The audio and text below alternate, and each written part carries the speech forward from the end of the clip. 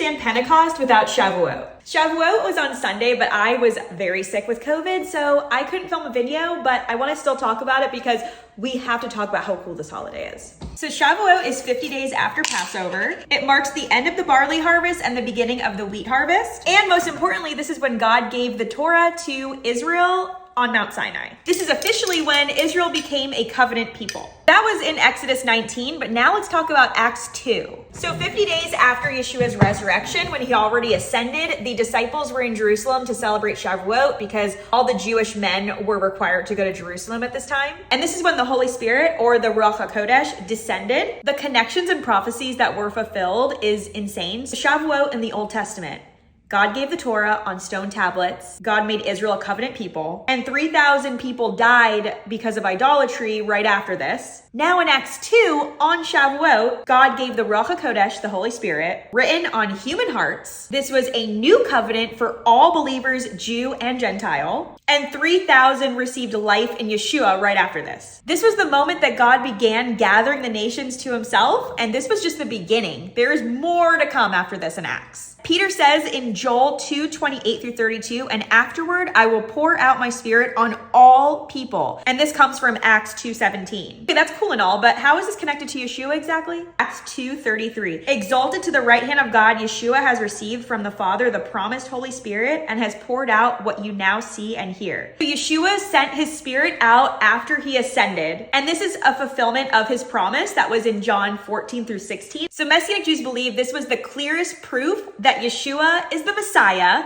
Gentiles are fully included. And in Acts 2, this is the beginning of the new covenant. So I hope this gives you a better understanding on Shavuot and Pentecost. And let me know your questions down below if you have any. Just going down this deep dive this morning just got me so hyped up about how cool Shavuot is. So I hope you feel the same, and I will talk to you later. Bye.